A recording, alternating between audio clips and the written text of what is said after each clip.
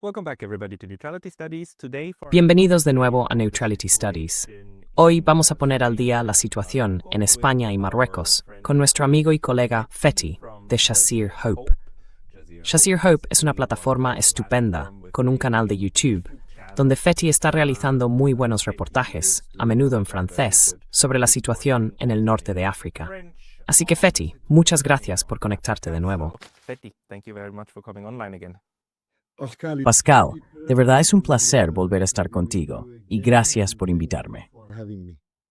Well, thank you very much for reaching out because you Bueno, were the one muchas who said, gracias like, por we ponerte en should contacto, discuss what's porque happening fuiste in tú quien Spain. dijo, You oye, were very right. quizá deberíamos hablar de lo que está pasando en España. Y tienes toda la razón. Diversos medios están informando de esto, básicamente, como una invasión de migrantes en España. ¿Puedes ponerlo un poco en contexto?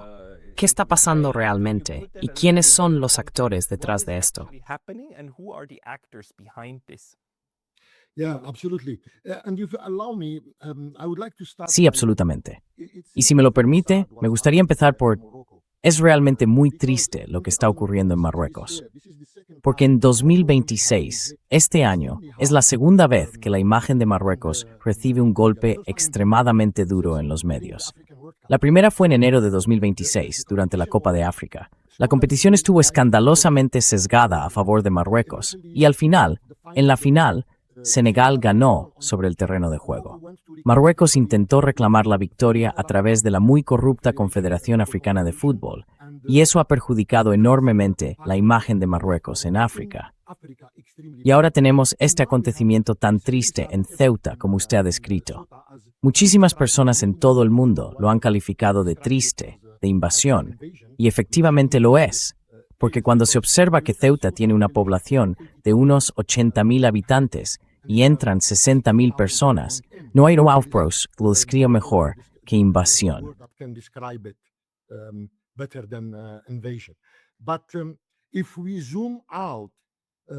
Pero si nos alejamos del acontecimiento concreto, podemos hablar del acontecimiento concreto todo lo que queramos. Veremos que más allá de ese acontecimiento hay un precedente. Algo parecido ya ha ocurrido antes. Hay un contexto geopolítico y hay un actor operativo que en mi opinión es el propio Marruecos, con aliados muy poderosos. Hablaremos de ellos más adelante. Y hay un activo estratégico en juego, con consecuencias geopolíticas mucho más amplias, que van más allá de la zona de Ceuta o del estrecho de Gibraltar. Y por supuesto, al final hay beneficiarios de esta situación. Así que sí. Sorry, precisely. I just wanted to very Perdón, briefly before exacto. you continue. Solo quería interrumpir muy brevemente antes de que continúe, porque creo que es muy importante que seamos conscientes de la geografía de la que estamos hablando, ¿verdad? Así que, si tenemos aquí, déjeme compartir rápidamente mi pantalla. Cuando hablamos de Ceuta, hablamos de esta ciudad de aquí, que pertenece a España, pero que en realidad está situada en el continente africano, ¿verdad? Quiero decir, esto es crucial. Which belongs to Spain, but it is actually located on the African continent, right? I mean, this is crucial. So we have Tangier here, Morocco's capital. Aquí tenemos Tánger, la capital de Marruecos, y Ceuta, en el extremo derecho del estrecho de Gibraltar, en la punta sur de Gibraltar, ¿verdad? Y este es uno de los enclaves españoles. Y por supuesto, tenemos a los británicos, que controlan otro enclave en España, Gibraltar propiamente dicho, que es territorio británico y no español. Así que este es del que estamos hablando. Y es aquí donde unos 60.000 refugiados, en situaciones muy precarias, prácticamente solo con una camiseta puesta y a veces con sandalias, llegaron y consiguieron pasar. Ahora, puede volver a poner esto en perspectiva. Es decir, ¿qué fue lo que... Maybe put this again into perspective for us, like what was Por supuesto. Y Ceuta es el segundo enclave. El primero es Melilla. Un apunte histórico muy rápido. Ceuta y Melilla fueron colonizadas por Portugal y España en los siglos XIV y XV. Podemos dar las fechas, la gente puede consultarlas, y nunca fueron recuperadas ni reclamadas mediante la lucha. Por poner un ejemplo, si miran el mapa, Justo al otro lado de la frontera está la ciudad de Orán, en Argelia. También fue colonizada en el mismo periodo, concretamente por Portugal y España, y obtuvo la independencia junto con la independencia de Argelia en 1962 a través de la lucha. El otro punto importante es que Ceuta y Melilla no forman parte de la lista de las Naciones Unidas de territorios no autónomos sujetos a un proceso oficial de descolonización.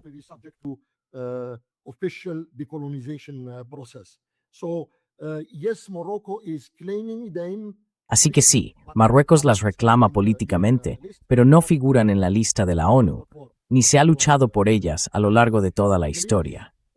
Melilla es el punto más cercano a Europa por Gibraltar. Creo que son unos 26 kilómetros, más o menos.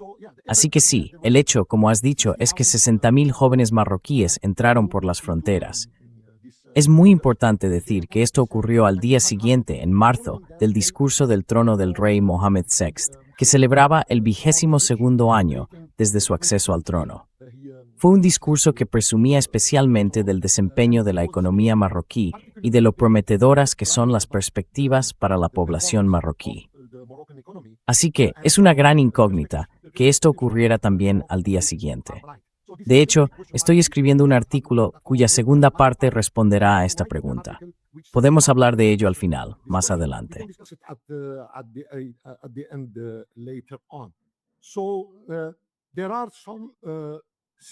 Hay algunas circunstancias y un contexto detrás de esto. También ha ocurrido porque España regularizó, creo, a 500.000 de inmigrantes en junio, en la primera parte del año. Y hubo otra decisión del Tribunal Superior de Justicia en España que decía que las personas que lleguen a Europa, a España, por mar, no serán devueltas en caliente. La lógica es que, si llegan por mar, ya estaban en Ceuta, así que no han entrado ilegalmente por las fronteras. Si alguien llega por mar a través de Ceuta, estaba en Ceuta. No es como quienes han vulnerado las fronteras. Así que esos dos hechos, el 500.000 de inmigrantes regularizados y esta decisión, se han utilizado como base. La narrativa, difundida por rumores en redes sociales, dice que España está permitiendo que cualquiera que esté en Ceuta sea regularizado y pueda pasar después a Europa. Hey, just a very quick note, the best way to support this channel is by signing up for my free Substack. You can also help with a paid subscription there, or you can get some of our new merch on neutralitystudies.com. Links below. See you there. So this is how all has started. But Así empezó todo. Pero al mismo tiempo, hay videos e imágenes que muestran camiones transportando a cientos de jóvenes marroquíes, dirigidos claramente por la policía marroquí hacia la frontera. Y más allá incluso de esas fotos o videos, cuando 60.000 personas se desplazan en una misma dirección, es imposible. move towards one direction, it is impossible. 1.000 personas, sí. 1,000 people move into the one direction. 1.000 personas se desplazan en una misma dirección. Es sencillamente imposible que la policía o los servicios de seguridad de ese país no se den cuenta. Y ya dije antes que hay un precedente. En 2021 hubo una situación muy parecida, aunque a menor escala. Entonces hablamos de quizá entre 1.000 y 2.100 personas. Ocurrió después del caso del presidente del gobierno saharaui, de la República Árabe Saharaui Democrática, que fue acogido en España por motivos médicos. Y hubo un episodio similar exactamente al mismo tiempo. And similar event exactly at the same timing. And at that time, it was clear. Y en aquel momento quedó claramente establecido que era una represalia de Marruecos por recibir al presidente de la República Saharaui. Y entonces también, el ministro de Asuntos Exteriores de Marruecos dijo claramente, no somos el conserje de la frontera de Europa. Así que imagínese que tiene un vecino y comparten la misma puerta de entrada al recinto. Él la deja abierta cuando la norma es mantenerla cerrada. Y le dice, no soy responsable de la gente que entra en el recinto. Ese es el contexto, ese es el precedente. Por eso cuando tomamos perspectiva, está claro que esto no es espontáneo. It's clearly that this is not spontaneous. Hay gente que afirma que este suceso tiene algo que ver con Israel y que Marruecos está apoyando básicamente a Israel para presionar a España y que deje de defender una postura contra el genocidio en Gaza. Porque España es, en esencia, el único Estado miembro de la Unión Europea que ha respaldado claramente esa posición frente a Israel. Aparte de Irlanda, debo decir, Irlanda también, pero serían Irlanda y España. Y la teoría es que el gobierno israelí está colaborando con Marruecos para enviar una señal muy, muy contundente a España, que si llega el momento, tienen herramientas. ¿Hay algo de cierto en esto? ¿O es simplemente una teoría de la conspiración un tanto extraña? Is there anything to this, or is this just like some weird conspiracy theory? Absolutely. When I said about when we zoom out, we see Por clear supuesto. pattern of a plan. Cuando dije que al tomar distancia vemos un patrón claro, un plan, también hablé en este acto de los aliados de Marruecos. No es solo Israel, también están los Estados Unidos. Así que voy a darles algunos puntos de referencia. Michael Rubin, investigador del American Enterprise Institute, publicó claramente: Marruecos debería enviar una nueva marcha verde a Ceuta y Melilla, describiéndola como una estrategia basada en la movilización civil en torno a Ceuta y Melilla. Para quienes no sepan qué es la Marcha Verde, se refiere a cuando Marruecos intentó, y sigue intentando, hacerse con el Sáhara Occidental. Organizaron una marcha hacia el Sáhara y la llamaron la Marcha Verde. Así que Michael Rubin está diciendo que Marruecos debería hacer lo mismo con Ceuta. Claramente, cualquiera puede buscar en Google y encontrar este informe. You can Google and if you will find this report. Another more official report. Otro informe más oficial, el del congresista republicano Mario Díaz Balart. En el informe de la Cámara de Representantes, en la página 88, en el tercer párrafo, se habla de fomentar las conversaciones entre España y Marruecos sobre Ceuta y Melilla, cuando oficialmente Ceuta es territorio español. Es la primera vez que un informe estadounidense de la Cámara de Representantes se refiere a esto. Antes está el hijo de Netanyahu, Yair Netanyahu, diciendo que deberíamos transferir Ceuta y Melilla a Marruecos. Así que esto no surge de la nada. Y por ejemplo, la declaración de Michael Rubin y la fecha del informe son de 2026. La declaración de Yair Netanyahu se remonta a 2025. Así que es como una preparación o una narrativa que se ha ido construyendo recientemente. Y por supuesto, como usted ha dicho, España es un objetivo por la posición oficial de Sánchez respecto a la situación de Palestina. The Palestine situation, and it's not only support. Y no es solo apoyo, es apoyo activo. Ha rechazado que los aviones estadounidenses atraviesen el espacio aéreo español. Ha rechazado el uso de los puertos navales de España. Así que es un apoyo activo a la situación de Palestina y Gaza. Y Trump, muy recientemente, el año pasado y este año, también ha repetido muchas veces que España no es un buen miembro de la OTAN y que pagará el precio. Y aún más se refirió a los territorios históricos de España. Mencionó Cuba, mencionó Filipinas, mencionó Costa Rica, Guam, dando a entender que podrían perder Ceuta igual que perdieron esos territorios. Así que hay un apoyo claro a esta narrativa. Hay, como he dicho, aliados operativos. Hay documentación oficial, estudios oficiales de institutos oficiales de Estados Unidos, todos convergiendo hacia esta situación. Converging towards this situation. Así que, a estas alturas, aunque no tenemos ningún tipo de... Creo que todavía no contamos con ningún informe oficial ni investigación que pueda decirnos cómo se dirigió, evidentemente, a estas 60.000 personas, con autobuses y demás. Todas fueron enviadas al mismo tiempo a través de Ceuta. Así que fue una operación organizada, eso seguro. Pero todavía no tenemos una imagen clara de qué organización estuvo detrás. Aunque el patrón que estamos viendo indica que, muy probablemente, se trata de una campaña coordinada de influencia política para socavar al gobierno de Pedro Sánchez, ¿no? Para crear una situación que después, ya sabe, conduzca de forma óptima a un cambio de régimen en España. Aunque probablemente sea un poco exagerado pensar que pudiera llegar tan lejos.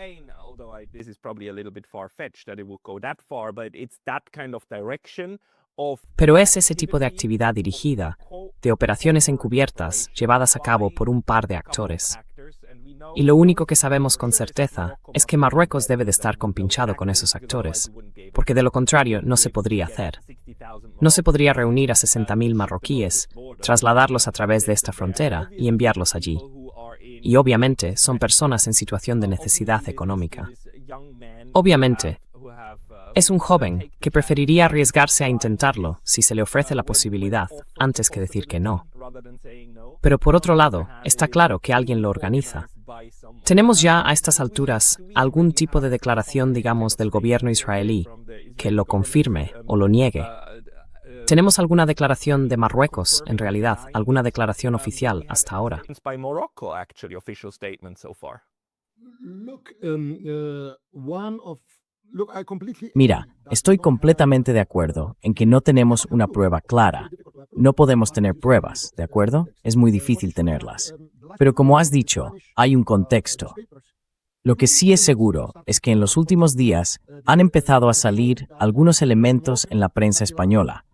Por ejemplo, ha mostrado que el satélite marroquí, unos días antes de que se iniciara este acontecimiento, estuvo toda la semana centrado en observar esa zona. Hay otros elementos procedentes de los servicios de seguridad en España, mencionados también por la prensa española, que dicen que miembros de los servicios de seguridad marroquíes han participado en esta invasión.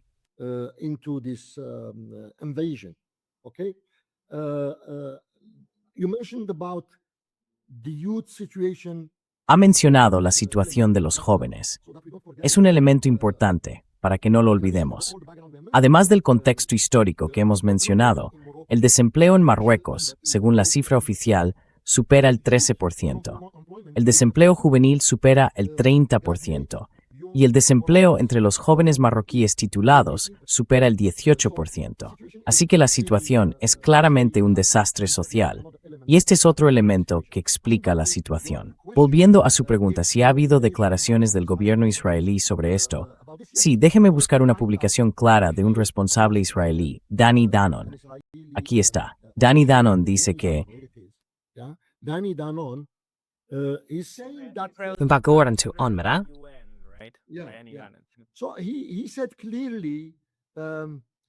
Así que dijo claramente que España nunca pierde una oportunidad de dar una lección a Israel por intentar expulsar a los gazatíes de Gaza.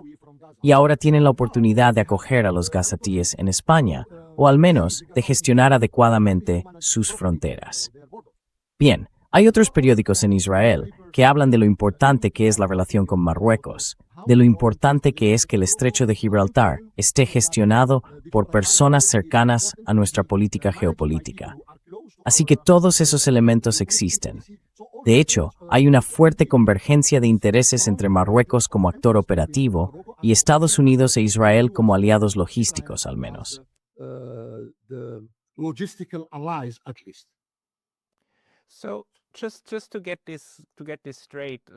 Entonces, para asegurarme de que lo entiendo bien, cuando hablamos de esta situación, teniendo en cuenta todo el panorama geopolítico y recordando también que Marruecos tiene este gran conflicto por el Sáhara Occidental y que España, de hecho, también apoya bastante la independencia del Sáhara Occidental, ¿verdad?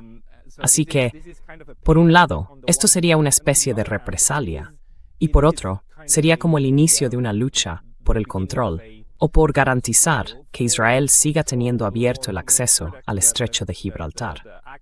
Porque todo lo que llega en barco a Israel, ¿no? Perdón, voy a tomar distancia otra vez. Todo lo que entra en el Mediterráneo por barco tiene que pasar de alguna manera por el estrecho de Gibraltar. Es decir, todo lo que entra en el Mediterráneo, ¿verdad?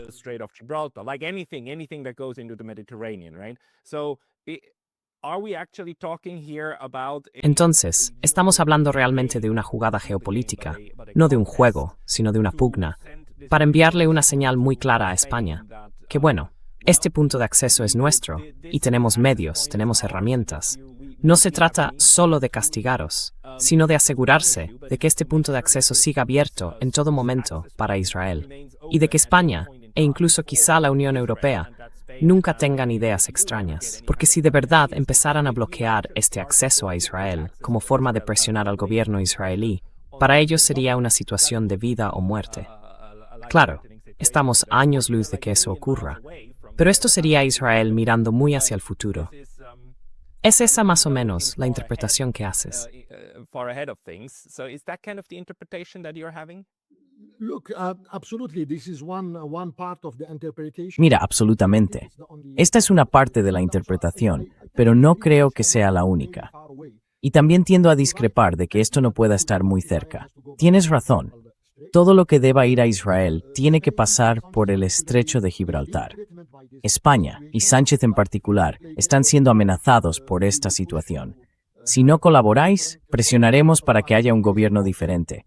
Y de hecho está el partido Vox, el partido de extrema derecha en España, que ahora mismo está por todas partes. También están todos los partidos europeos de extrema derecha que gobiernan países europeos y son extremadamente vocales. Y los que no están en el poder también. Those who are not in power also. So there is a situation that is popping up. Así que hay una situación que está surgiendo en Europa.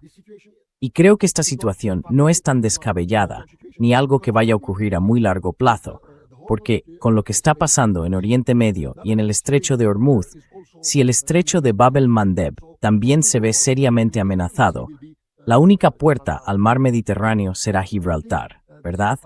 Así que no creo que sea una situación descabellada ni de muy largo plazo. Y cuando dije que va más allá de Israel, y esto sí puede ser un contexto objetivo a medio o largo plazo, que Estados Unidos, en esta lucha global contra China, tiene clara su estrategia. O eres aliado mío o eres enemigo. Either you are an ally with me or you are an enemy.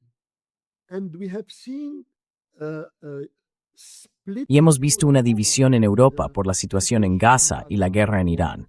Hemos visto a gobiernos negándose a participar en la guerra en Irán y cada vez más negándose a formar parte de la guerra de Ucrania contra Rusia. Todos esos países que declaran que lo que está ocurriendo en Gaza es un genocidio. Así que hay una división en Europa que quizá esté convergiendo en otro bloque que discrepará completamente de la política estadounidense. Y, como respuesta Europa Shusinyu, o House Fragmentar Grimis, Levermets en Orthu. Lo que está en el Tower. Y es dar con España soy el ejemplo. And what is happening in Spain is only an example, because a matter of fact, already. De hecho, Meloni, en Italia, ya está pidiendo que se expulse a España del espacio Schengen. Dinamarca y Finlandia están diciendo algo parecido. Así que ya estamos entrando en una era de división de Europa. Y saben que Europa se basa en la libre circulación de personas y mercancías.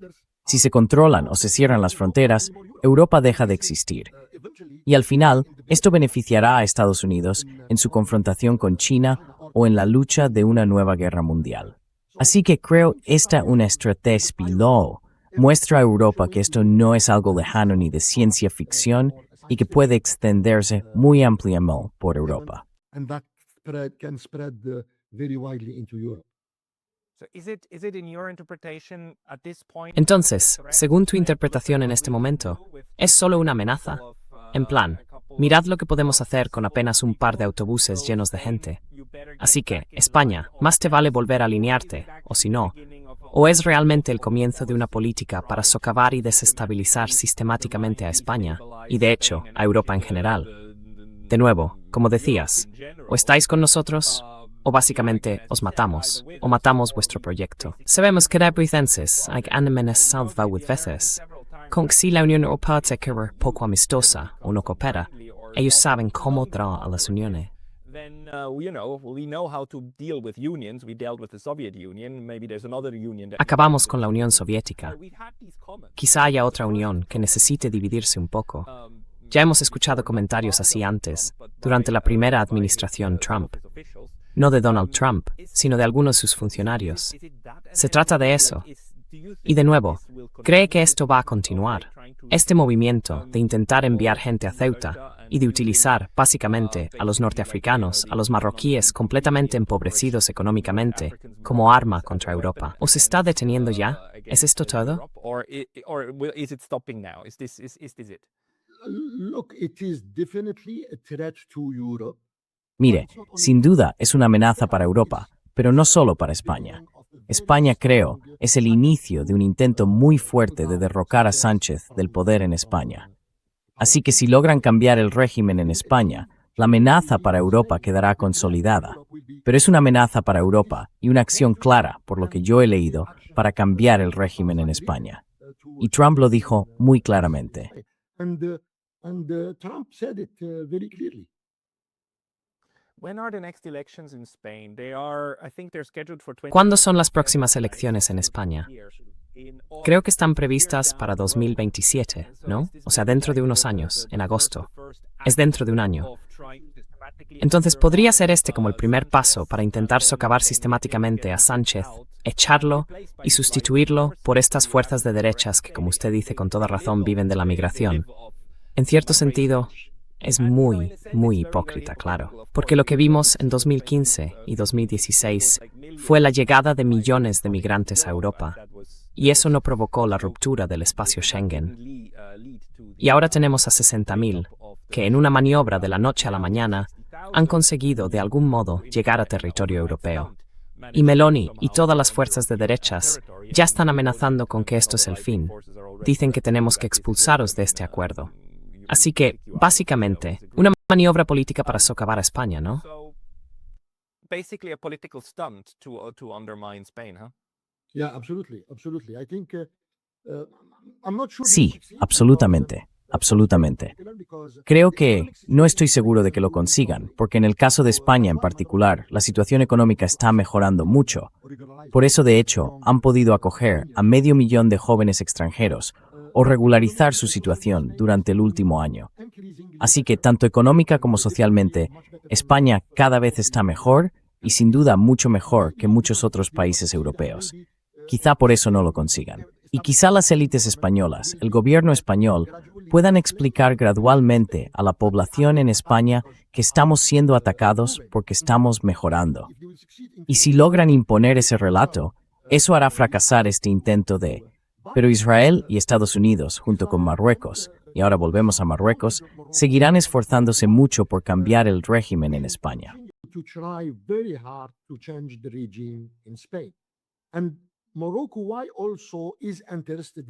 Y Marruecos también está interesado en este cambio. Se debe a que recientemente ha mejorado cada vez más la relación entre España y Argelia. Así que Sánchez visitó Argelia hace unas semanas, al día siguiente de su victoria en el Mundial. Voló directamente desde Estados Unidos a Argelia para reunirse con el presidente argelino, el señor Abdelmajid Tebboune. Los temas trataron principalmente sobre la exportación de gas a España. Como saben, Argelia tiene 2 gasoductos que pueden llegar a España. Uno pasa por Marruecos y otro va directamente desde Argelia hasta España. El que pasa por Marruecos está cerrado desde que Marruecos intentó presionar a Argelia en relación con el tránsito de gas por su territorio. Esa es otra historia, pero Argelia construyó otro gasoducto en 2011. But Algeria in 2011 has built another pipeline. They were foreseeing that things Preveían que las cosas podían ponerse muy mal con Marruecos, así que construyeron un segundo gasoducto directo a España. Y otra razón por la que Sánchez ha visitado recientemente Argelia, y por la que Marruecos podría haberse preocupado de verdad, es que el gasoducto previsto desde Nigeria, pasando por Níger y por Argelia, está casi completamente terminado.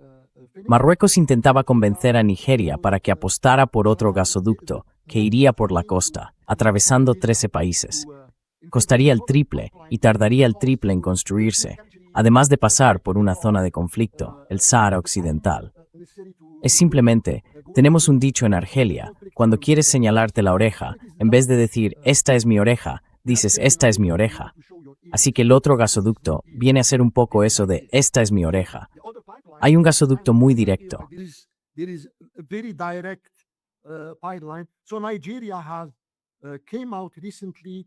Nigeria ha declarado recientemente, de forma clara, que está plenamente implicada en este gasoducto. Así que, con lo que está ocurriendo en todo el mundo en torno al gas, España está muy interesada en mantener una buena relación con Argelia. Sobre todo porque hay otro gasoducto que va directamente a Italia, y los acuerdos entre Argelia e Italia son muy sólidos. han alcanzado un nivel muy alto. Así que la capacidad de Argelia para suministrar gas a Europa es muy limitada y solo puede aumentar si el gas de Nigeria fluye por otra ruta, la que existe a través del gasoducto entre Argelia y España. Por eso Marruecos está muy preocupado de que debido a esta mejora de las relaciones con Argelia, España cambie su postura respecto al caso del Sáhara Occidental. De modo que todo eso converge en un mismo interés entre Marruecos, Israel y Estados Unidos. The same interest between Morocco, Israel, and the US. Y por supuesto, Argelia y Marruecos no tienen muy buenas relaciones entre sí. Marruecos y España ahora sí que tienen un conflicto claro. Pero ¿por qué Marruecos, pese a formar también parte del mundo musulmán, mantiene una relación estrecha con Israel? Quiero decir, ¿cómo se acepta eso, especialmente en la sociedad marroquí? ¿Tienes alguna idea al respecto? No puedo imaginar que la población de Marruecos sea muy partidaria de Israel. ¿O sí? Definitely not the population. Desde luego que no la población de Marruecos. El problema con la población de Marruecos, y es muy triste decirlo, es que ha sido deliberadamente y de forma muy astuta privada de educación durante un largo periodo de tiempo. Así que, si se observa el nivel de analfabetismo en Marruecos, es muy, muy alto. Básicamente lo que quiero decir sobre esto, sin entrar demasiado en detalles, es que la población de Marruecos no tiene capacidad para hacer frente al establishment. Y ocurre lo mismo, por ejemplo, en Estados Unidos o en ciertos países de Europa. Aunque hay un establishment claramente a favor de Israel, la población no lo está. Y esto ha sido un proceso prolongado, en el que estas personas ocupan puestos de decisión y de alguna manera paralizan la sociedad. Recuperar esta lucha o ganarla de nuevo llevará mucho tiempo. Así que la población de Marruecos está claramente en contra de Israel y a favor de la causa palestina. Pero está completamente paralizada. No veo cómo pueden darle la vuelta a la situación.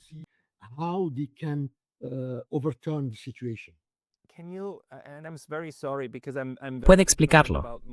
Y lo siento mucho, porque conozco muy poco el desarrollo político de Marruecos. Argelia, por supuesto, es muy conocida porque tuvo que librar una guerra de independencia muy sangrienta contra su opresor colonial, Francia, con millones de muertos. Quiero decir, Argelia sufrió muchísimo, muchísimo. Pero el resultado es que, desde finales de los 60, diría yo, o desde los 70, Argelia es en realidad un país independiente, con un gobierno independiente, que en cierto modo es un gobierno revolucionario y anticolonial. Y han mantenido eso hasta hoy, al menos más o menos. Y la relación entre Francia y Argelia no es muy buena. ¿Cómo se desarrolló eso en Marruecos? ¿Cómo obtuvo Marruecos su independencia? Y la dirigencia actual sigue estando supeditada a las antiguas estructuras coloniales.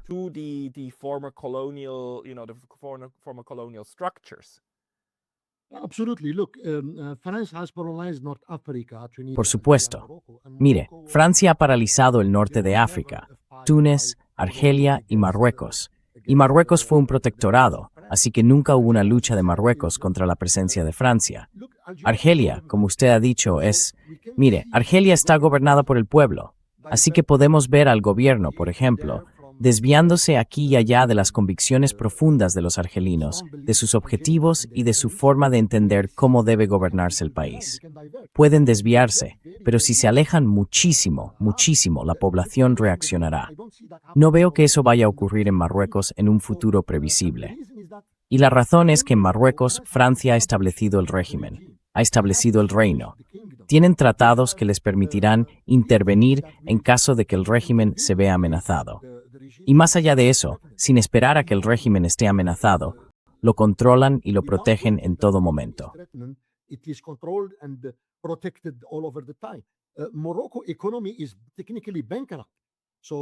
La economía de Marruecos está técnicamente en quiebra. Si se observa el nivel de su deuda respecto a su PIB, es enorme, pero sigue sostenida por préstamos del FMI, del Banco Mundial, etc. Técnicamente, todas las exportaciones de Marruecos van en dos direcciones, Francia o Estados Unidos. Así que son dos situaciones completamente distintas. Pero insisto en que la población de Marruecos, y conozco a mucha gente de allí, apoya la causa palestina. Otro ejemplo que quizá explique la situación de Marruecos son los Emiratos Árabes Unidos, en Oriente Medio. Hay países que, aunque tengan una relación con Israel, hayan normalizado relaciones con Israel, como no sé, por ejemplo, Jordania o Egipto. Pero cuando se mira a los Emiratos Árabes Unidos, diría que son Israel, otro Israel, en Oriente Medio. Marruecos está desempeñando el mismo papel en el norte de África. Perdón, ¿puede explicar qué es Emiratos Árabes Unidos? Emiratos Árabes Unidos. Los Emiratos Árabes Unidos, perdón. Vale. Los Emiratos Árabes Unidos. Sí, claro. Así que el papel de los Emiratos Árabes Unidos no es el de Arabia Saudí, ni el de Kuwait, ni el de Jordania, aunque puedan coincidir de vez en cuando en determinadas decisiones. Los Emiratos Árabes Unidos están claramente, por ejemplo, a favor de un ataque total contra Irán. Es el único país de Oriente Medio que quiere que la guerra no se detenga, exactamente igual que Marruecos en el norte de África. Así que, en pocas palabras, Marruecos está completamente en manos de responsables políticos totalmente alineados con Israel. Otro dato. El consejero del rey, el señor Andrea Souley, es consejero del rey de Marruecos, del anterior, desde 1960. Es el mismo consejero del reino marroquí. Y Netanyahu le ha concedido el máximo galardón que Israel otorga a sus partidarios extranjeros. Sí.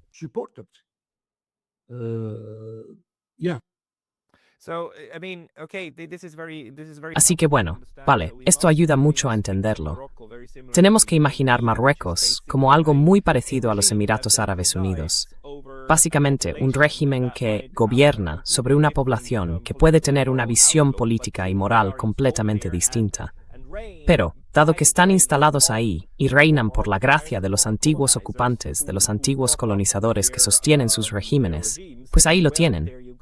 Puedes tener, básicamente, una política exterior que difiera 180 grados de lo que querría mucha gente sobre el terreno. Pero el propio régimen no depende de esas personas.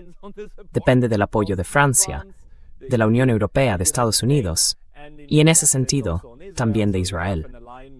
Así que hay una alineación en ese frente que es muy distinta de la de Argelia y de la parte de África que realmente fue descolonizada.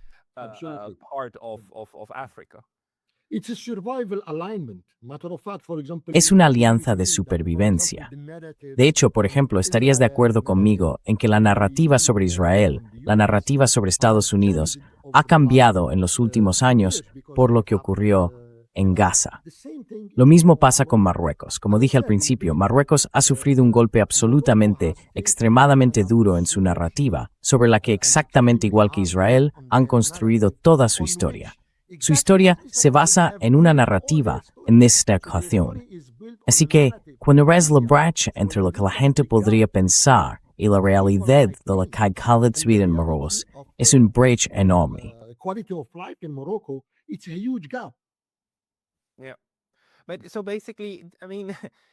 Sí, pero en el fondo, quiero decir, si esto es realmente una operación coordinada entre varios actores de política exterior, digamos en Washington, Tel Aviv y Marruecos, entonces es una apuesta bastante arriesgada.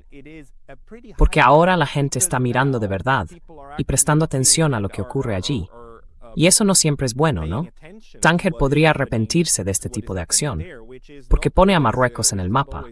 Y ahora además deja al descubierto estas alineaciones entre distintos actores. También es una apuesta de alto riesgo para Marruecos hacer esto. Quiero decir, si forman parte de ello, porque, dicho de otro modo, todavía cabe la posibilidad de que sea una operación coordinada, pero simplemente por bandas ilegales. Quiero decir, esa también es una opción, ¿no?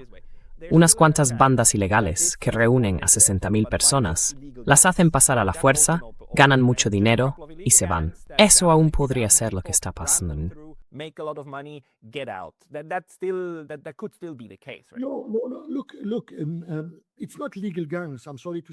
Mire, no son redes ilegales, lamento decirlo, y le diré por qué. Las redes ilegales no operan así, porque si empujas a 60.000 personas hacia una frontera, ¿cómo te están pagando?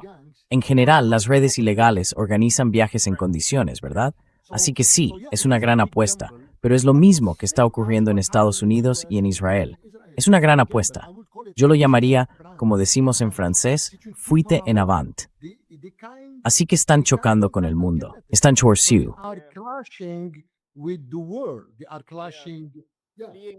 Sí, así que cuando tienes a Trump huyendo hacia adelante, ¿no?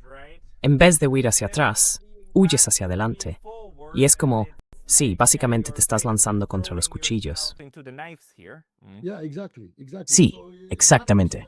Exactamente. Así que menos en vez de pararse, huyen adelante. Sí, así que no creo que tengan otra opción. Es una alianza de supervivencia.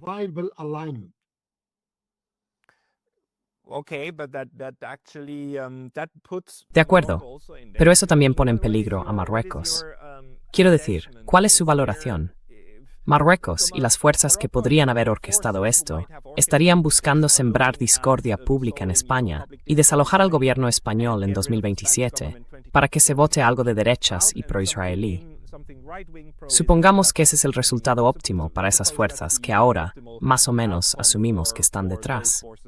Pero por otro lado, esto podría agitar también algo en Marruecos, como descontento público con el gobierno. ¿Existe, que usted sepa, algún tipo de amenaza de levantamiento en Marruecos?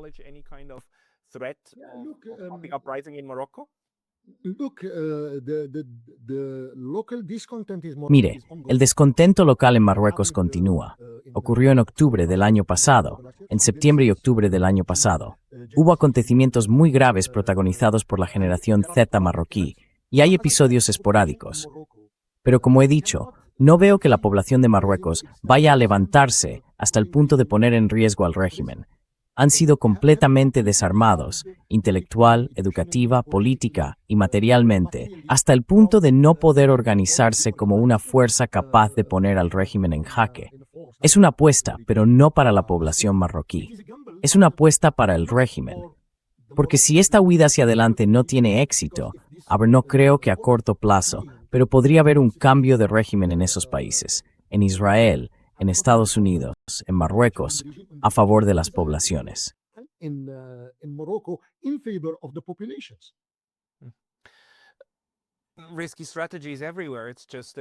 Estrategias arriesgadas por todas partes.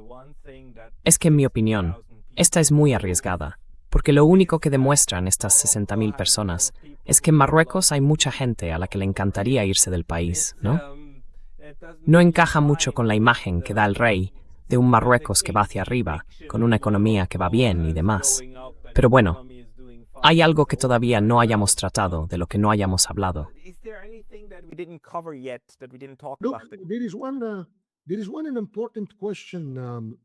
Hay una pregunta importante, Pascal, sobre la que voy a escribir un artículo.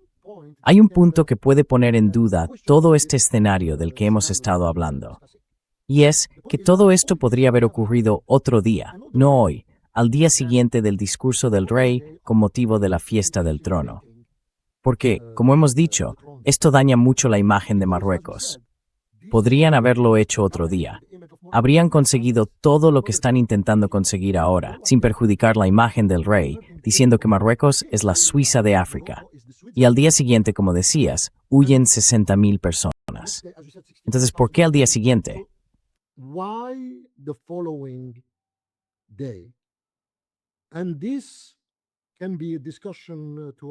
Y esto puede ser tema de otra conversación, pero solo voy a dar algunas pistas. Internamente, en Marruecos, en el Palacio del Reino, hay fuerzas enfrentadas entre uno de los consejeros del rey, que se llama Al-Hima, y está muy próximo a Israel. Ha sido el talón de Aquiles de los acuerdos de Abraham en la discusión sobre el Sáhara Occidental. Abdelatif Al-Hima, estoy seguro de que ese es su apellido, y el jefe del gobierno, Akanuch. Esas dos personas están luchando por el poder en Marruecos. Así que cuando el rey habla de una economía próspera, eso es un mérito de Akanuch, el jefe del gobierno, algo que a Al-Hima no le gusta. Y en Marruecos tenemos elecciones legislativas en septiembre.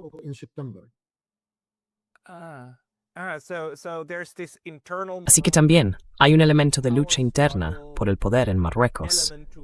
Una facción intentando socavar a la otra de cara a las elecciones en Marruecos dentro de 2 meses. El mes que viene, en realidad.